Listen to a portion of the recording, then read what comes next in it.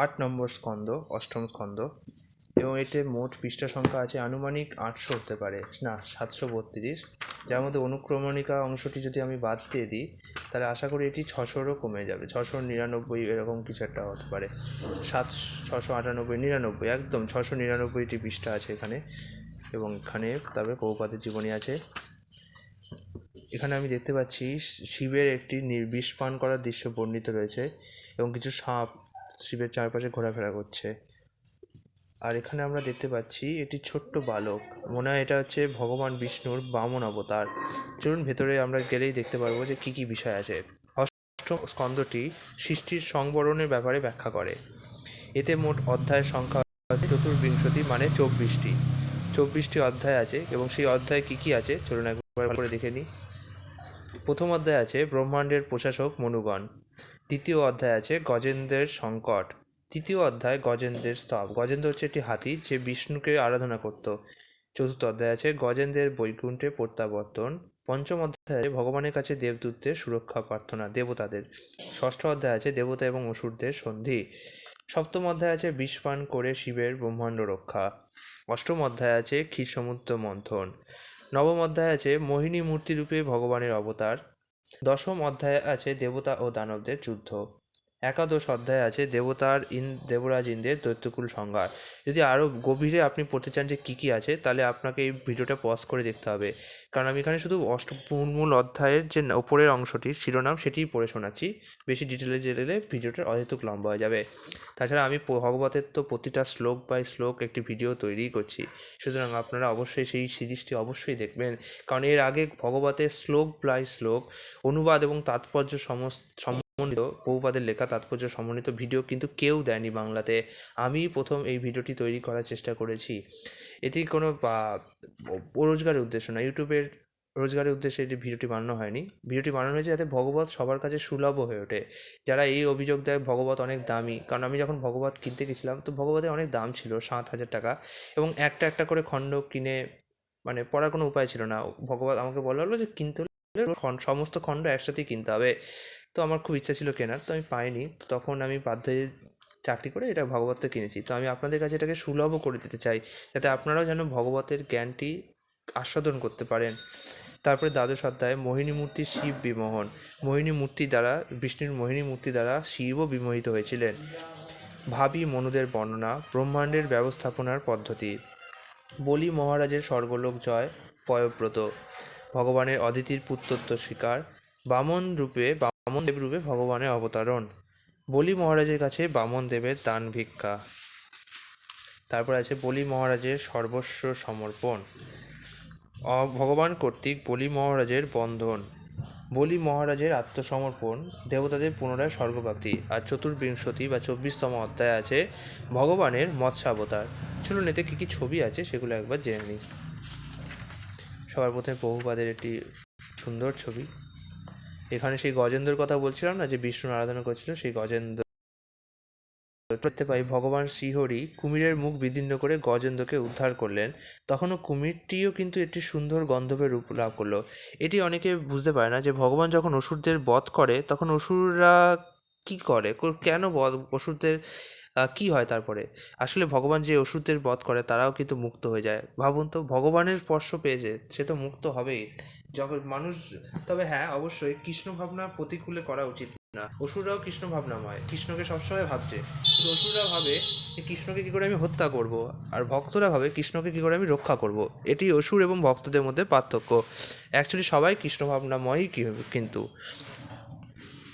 তাই গজেন্দ্র আর এখানে কুমিরটি। ভগবান তার কৃপাদৃষ্টি দ্বারা দেবতা দানবদের পুনর্জীবিত করেছিলেন এবং তারপর তিনি এক হাতে মন্দার পর্বত উত্তোলন করেছিলেন। মহাদেব কালকূট বিষ থেকে জীবদের ভয়ঙ্কর পরিস্থিতির সৃষ্টি হতে দেখে দয়ার দোলে। এবার আপনারা অনেকে বিষের মধ্যে সর্বাধিক সব থেকে খতরনাক বিষটি হচ্ছে কালকূট বিষ, এবং মহাদেব সেই বিষটি পান করেছিলেন। এখানে অমৃত মন্থনে অমৃত উৎপন্ন হয়েছে। এখানে আমরা দেখতে পাচ্ছি যে ভগবান বিষ্ণু তার মোহিনী রূপ দ্বারা রাহুর গলা কেটে দিয়েছিলেন। ভগবান বিষ্ণু হচ্ছেন সব থেকে মোহময়।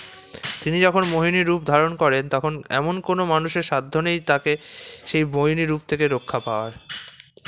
কালনেমী অসুর গরুর বাহন ভগবানকে যুদ্ধক্ষেত্রে দর্শন করে তার তীর উত্তোলন করে। তখন ভগবান তাকে চক্র দিয়ে তাকে বধ করেন। উমাসহ মহাদেব ভগবান শ্রী মধুসূদনের আলয়ে গিয়ে তার মোহিনী রূপ দর্শন করানোর জন্য প্রার্থনা করেছিলেন। আমরা যখন ভগবান শিবের সিরিয়াল দেখি, সিরিয়ালে কিন্তু এই বিষয়গুলোকে ঠিক ব্যাখ্যা করা হয় না। আমার মতে আপনাদের টিভি সিরিয়াল কিংবা সিনেমা দেখে ভগবত ভক্তি গ্রহণ করা উচিত না। কারণ টিভি সিরিয়াল বা সিনেমা যারা বানায় তারা সেগুলোকে বানায় টিআরপির উদ্দেশ্যে। আর টিআরপির উদ্দেশ্যে যখন তারা সেগুলোকে বানায় তখন সেটা প্রপারলি রিসার্চ করে বানানো হয় না। তারা যে সমস্ত জিনিস আগে থেকেই বানানো হয়েছে সেগুলোকেই ঘষে মেজে তৈরি করে। তাই আমরা কিন্তু এটা ভগবান না পড়লে জানতামই না যে ভগবান শিব এবং পার্বতী বিষ্ণুর আলয়ে গিয়ে মোহিনীর রূপ দর্শন করানোর জন্য প্রার্থনা করেছিলেন। তাই আমি বলবো আপনারা টিভি সিরিয়াল থেকে কখনোই ভগবত জ্ঞান বা রামায়ণ জ্ঞান নেবেন না। মহাভারতও কত ভুল টিভি সিরিয়ালগুলোতে রামায়ণ, মহাভারত এবং ভগবত গীতা সম্বন্ধে দেখায় আপনারা কল্পনাও করতে পারবেন না। তো যখন আপনারা এই টিভি সিরিয়ালগুলো থেকে সমস্ত জ্ঞান আহরণ করবেন আপনাদের মনে কিন্তু অশান্তি সৃষ্টি হবেই হবে, বলে দিলাম। এখানে বিশ্বজিৎ নামক যজ্ঞে প্রহ্লাদ মহারাজ বলিকে এমন একটি পুষ্পমাল্য দান করেছিলেন যা কখনো ম্লান হয় না। শুক্রাচার্য তাকে একটি শঙ্খ দান করেছিলেন। এখানে আমরা দেখছি বলির নেতৃত্বে তার বিপুল সৈন্যবাহিনী দৈত্য যৌথপতিদের দেখে মনে হয়েছিল যে যেন তারা আকাশকে গ্রাস করবে। দেবরাজ ইন্দ্র তারা দেখে ভয় পেয়েছিলেন, অর্থাৎ বলি মহারাজ গিয়েছিলেন দেবরাজ ইন্দ্রকে পরাস্ত করতে। আমরা সবসময় ভগবত পড়লে বা সিবি সিরিয়াল দেখে বা মহালয়া দেখে এটা মনে নিই যে অসুর মানেই খারাপ, অসুর মানেই বাজে, অসুর মানেই হয়ে। সুর আর অসুর দুই রকমের একই দেব মায়ের সন্তান। সুর আর অসুর অর্থাৎ দেবরাজ ইন্দ্রের ভাই কিন্তু অসুররাই, দেবতা এবং অন্যদিকে অসুর, সুর আর অসুর। তো বলি মহারাজ কিন্তু ভগবত ভক্ত ছিলেন এবং বলি মহারাজ ভগবত ভক্ত হয় অসুর হওয়াতেও তিনি ছিলেন একজন পরম বৈষ্ণব। অদিতি পয়ব্রত অনুষ্ঠান করার পরে তাকে দিব্য আনন্দে অভিভূত করে ভগবান অদিতি ঘোষিত হয়েছিলেন। অদিতির যারা পুত্র তাদের বলা হতো আদিত্য, আর দিতির যারা পুত্র তাদের বলা হতো দৈত্য। আজকের দিনে আমরা দৈত্য মানেই ভাবি খারাপ মানুষ, কিন্তু অ্যাকচুয়ালি তা নয়। একই মায়ের পেটে সন্তান ছিলেন তারা। অদিতি আর দিতি দুই বোন ছিলেন। এখানে ছিল ভগবান তার পিতা মাতার সমকে একজন নটের মতো বামন রূপ ধারণ করেছিলেন। আপনারা যদি ভগবত না পড়েন, স্বাস্থ্যগ্রন্থ না পড়েন, তাহলে কিন্তু আপনাদের স্বাস্থ্য বুঝতে, ভগবানের লীলা বুঝতে অসুবিধা হবে। আমি বারবার বলছি টিভি সিরিয়াল দেখে কখনোই ভগবানের লীলা শ্রবণ করা উচিত না। টিভি সিরিয়ালে একটা যেটা সবথেকে ইম্পর্টেন্ট দেখানো হয় যে সীতাকে রামায়ণে অপহরণ করে নিয়ে যাচ্ছে। আপনারা ভাবেন সীতাকে তো রাবণই অপহরণ করেছিলেন, কিন্তু আপনারা কি সত্যি জানেন যে সীতাকে রাবণ অপহরণ করেনি? যে সীতাকে অপহরণ করেছিল সেটা ছিল ছায়া সীতা, এবং সেই ছায়া সীতার জায়গায় একজন আসল সীতার জায়গায় একজন ছায়া সীতা, যিনি ছিলেন অগ্নিদেবের পত্নী, যিনি সীতার রূপ ধারণ করেছিলেন। এবং এই অগ্নিদেবের পত্নী সীতাকে যখন ফিরিয়ে দেওয়ার সময় আসলো, যখন রাবণ থেকে সীতাকে নিয়ে আসলেন রাম, তখন তিনি সীতাকে অগ্নি পরীক্ষা করতে বলেছিলেন। এই জন্যে নয় যে সীতার পিউরিটি টেস্ট করার জন্যে, কারণ তিনি ভগবান, তিনি জানতেন সীতা পিওর, এবং অবশ্যই ভগবানের পক্ষে জানা অসম্ভব তো নয়। তাই সেই সীতাকে যাতে অগ্নিদেবের কাছ থেকে ফিরিয়ে নিতে পারেন এবং তার অগ্নিদেবের ছায়া সীতাকে অগ্নিদেবের কাছে ফিরিয়ে দিতে পারেন, সেই জন্যেই সীতার অগ্নি পরীক্ষা হয়েছিল।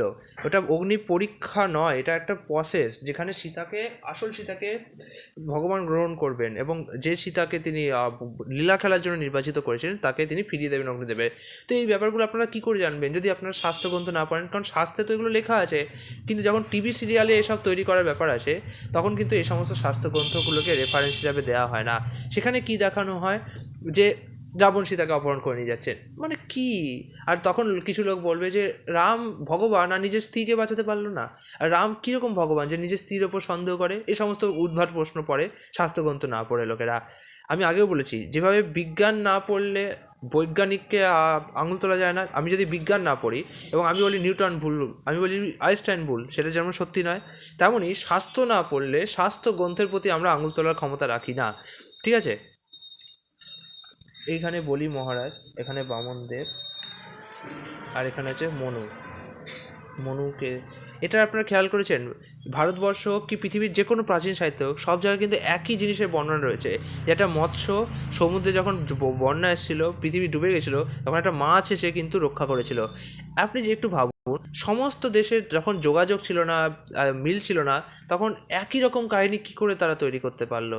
এটা ভাবতে হবে। তার মানে নিশ্চয়ই এটা কাহিনী নয়, এটা হচ্ছে ইতিহাস, এবং এই ইতিহাসটা আমরা বুঝতে পারছি না জাস্ট।